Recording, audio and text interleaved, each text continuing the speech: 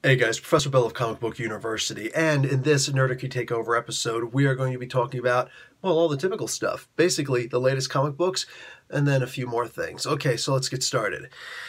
Captain America, issue number 700. It is not, unfortunately, the greatest comic book that I have ever read. In fact, it's so bad. With all due respect towards Mark Waid, this comic book is so bad that it took about 17 to 20 minutes to discuss it. And on top of that, I actually pulled out my mission statement for Comic Book University and what and how I plan on talking about comic books. I really had to pull that out in order to remind myself to not completely bash it. But I do go on for quite a lengthy period of time discussing not only how bad it is, but why it's bad. Okay. Issue number 688 of The Avengers. This is part 14 of 16 of the No Surrender storyline. This is a weekly comic book right now, and it is absurdly amazing. Love it. Just look at the art on this. It is absolutely gorgeous. The more you look at it, the more detailed it is, the more things you find. It's incredible. And yeah, I think that you'll like it. Okay. Issue number 18 of Thanos. So, unfortunately, it's not Jim Starlin writing it, the creator of Thanos, but it is Donny Cates, and he's an amazing artist. An amazing writer. Absolutely good. And this is Old Man Thanos versus Young Man Thanos, so to speak. Young Titan Thanos. It's impressive. It's impressive. A lot of good comics this week, guys. In fact, two that I could just kind of barely glance over is the two Damnation tie-ins. They're just tie-ins for the Doctor Strange Damnation storyline. Ben Reilly, the Scarlet Spider, and then the Doctor Strange itself comic book. They're both good. They're both very good. But not even close to being the most exciting of the comics this week. Despicable Deadpool. Which issue is this? Number 298. There's only two more issues after this of Jerry Duggan writing it. And then we're going to have Scotty Young is going to be writing this. He's actually mostly considered an artist. He writes a lot of the baby Deadpool comics. So I don't know how that's going to be, but this is basically the Marvel Universe kills Deadpool. Deadpool has taken out, I think, a $20 million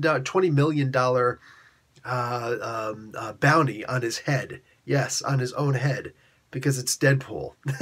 He's just looking for somebody to kill him, I guess, or he really needs to beat up the bad guys. He needs them to come to him. Okay, this is issue number 19 of the Champions, yet it says spectacular first issue, right?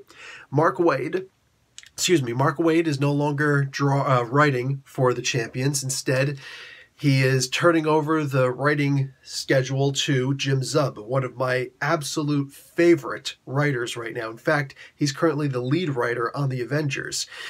And it's really good. Jim Zub has the ability to take a character who you love and to exemplify all the good and all the bad of that character and give it back to you in an incredible storyline.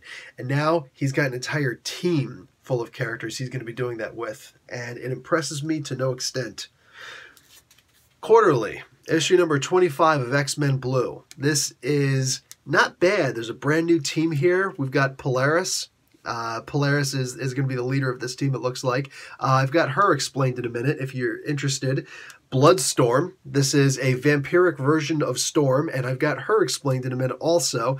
It's just for some of these characters you don't know. Zorn up here you may not know, but I don't have him explained in a minute yet, but I am being requested. And also in here, two of Wolverine's sons, one from an alternate timeline, one from this current timeline. All these people joining this new team instead of the original younger version of the X-Men, which is pretty noble to change that team up. Exiles number 1. This is a crazy comic book of a lot of time displacement, and I want you to notice Wolverine in the bottom corner there. Yes, they take an X-Baby version of Wolverine to team up with this regular team of people, and it's crazy. It's crazy so far. You want to see the DC Universe version of the X-Men? Here it is right here. The Immortal Men. It's funny. They're writing them in the vein of the X-Men, but these are not even close to the standard X-Men that we know. They're very radically different, and it's a good comic. I'm digging it. Old Man Logan, issue number 38. Ed Brisson, also an amazing writer, right here locally in Canada. And while this scene itself does not happen, it is Old Man Logan facing off against, well, he actually has to finish his battle with Bullseye first, yeah, and his healing factor is almost kaputs. But he has to face off against Kingpin also, and their war of words. I do make commentary on the Marvel game that I ran. And some people may like it, some people may not like it. It is what it is, but I did make commentary on that game because the Kingpin is in here and he's written the way that he should be written. Lastly, for the comic books that I purchased, we've got Domino, issue number 1, written by Gail Simone. She is an amazing writer. She's written so much, and this is, listen, if you want the ladies in your life to get into the comics, or you are one of the ladies in your life, I highly recommend reading this. This was a fantastic comic book. I myself have no problem with reading a girly comic book, so to speak, you know, quote unquote. And while this is not necessarily girly, it is a girl writing a girl, and there's a lot of girl stuff in here. And I really felt at home reading this comic book. And I hardly know what else to say about it, except you'd have to read it to really get what I'm talking about, or go and actually look at the review. Either way, we also did a little bit more of hardware and gadgeteering in the Marvel Superheroes Advanced Role-Playing Game System explanation. In fact, here's a little snippet of that now.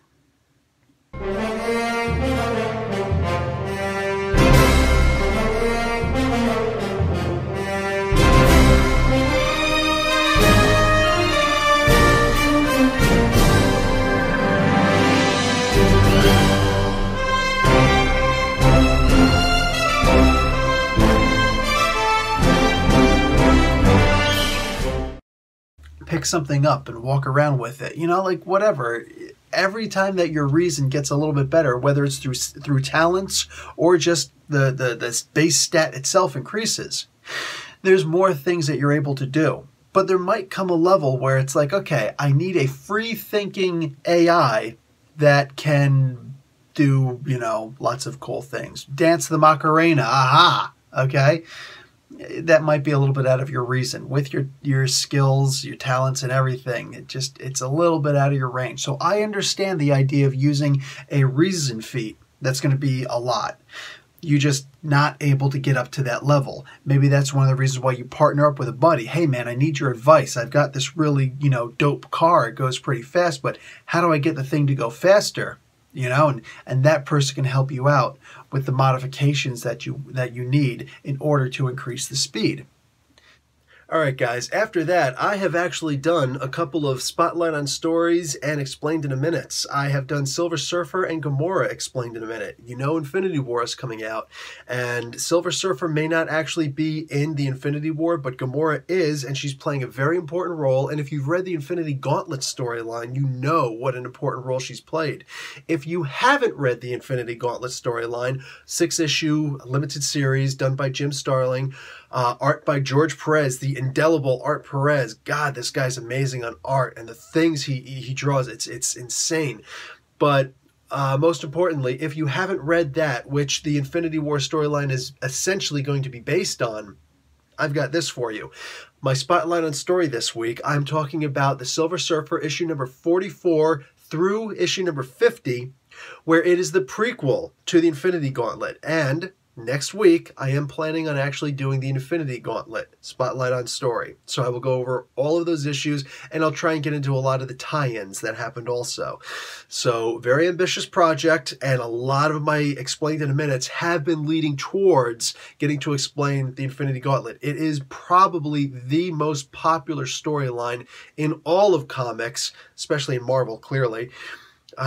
Yeah, there's a big reason why everybody wants to see the Infinity Gauntlet, the Infinity Gems, Infinity Stones, and all of this stuff happening in the Marvel Universe, the Marvel Cinematic Universe, because it was such a crazy storyline, like way too ambitious, and yet somehow it worked so well that everything else seems to pale in comparison to it. All that being said, one other thing, it was recommended to me by Dave that perhaps, maybe, I should consider adding a little something extra to the channel. And I will not be doing it this week, but I will start taking into account suggestions. If you guys want to leave them in the comments below, I'm going to start trying to do some Dungeons and Dragons versions of the Marvel or DC or whomever superheroes. So a transcription, basically, as Nerdarchy would call them, D&D-ized versions of superheroes. So what I'm hoping to do is get a couple suggestions coming in. I will note them. I will put them down. I will try and explain them in Dungeons and Dragons terms.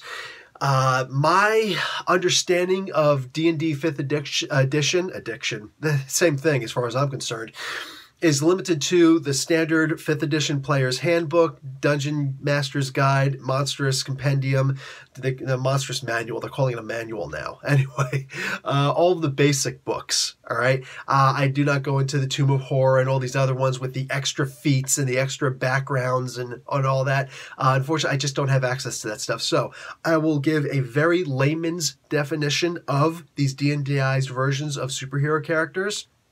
All the ones that you want Nerdarchy to do, here's what you do. Give them to me. I will do a basic standard version. This will give a standard template, and then hopefully this will get Dave and Nate and Ted to start talking about these D&Dized characters themselves in their own videos, and they will expound upon them better than I can. So, that being said, here's your opportunity. You want to get these characters done. Bring them here first, and then I'll see what I can do. All right, guys, that is it for me. Professor Bill, Comic Book University. Class dismissed.